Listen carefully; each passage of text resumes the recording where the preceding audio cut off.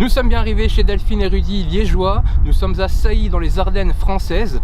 Ils sont cultivateurs de safran et on va vous montrer le procédé de fabrication. Bonjour Delphine.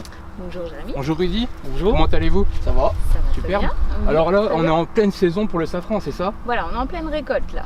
Donc c'est quoi la récolte? Il y a combien de fleurs à récolter tous les jours à peu près? Alors là, le pic est passé déjà parce que cette année on est en avance d'une quinzaine de jours par rapport à d'habitude. D'accord. D'habitude on récolte vers le 4 octobre et là cette année déjà vers le 20 septembre on était parti. Donc le pic de floraison est déjà passé et on récolte quelques milliers de fleurs par jour. Donc on les récolte tous les jours, il faut se lever tous les matins et récolter l'ensemble des fleurs. C'est beaucoup de travail.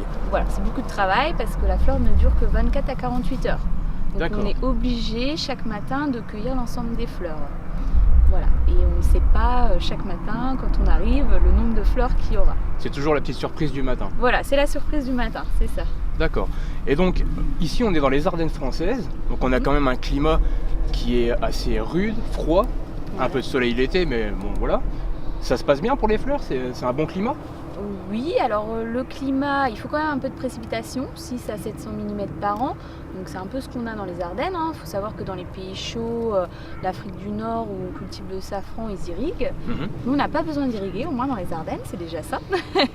Après, on a quand même un peu de soleil, on va pas se plaindre. Et il faut surtout une terre assez riche parce que le bulbe se démultiplie beaucoup. Donc il a quand même besoin d'une terre plutôt riche. C'est surtout ça qu'il faut. Il faut quand même de l'ensoleillement. C'est vrai qu'on plante plutôt dans un endroit qui est rempli de soleil. Il n'y a pas d'ombre, d'arbres ou de choses comme ça. Mais sinon, oui, les Ardennes sont propices à la culture du safran. On peut le cultiver en montagne, donc c'est une plante rustique, il n'y a pas de souci. C'est une plante rustique, mais il faut surtout avoir beaucoup de courage pour la cultiver. Voilà, aussi. Voilà. Alors justement, on parle du bulbe et de la fleur. Donc on connaît le safran, le pistil de safran qui est ensuite séché, déshydraté pour le consommer.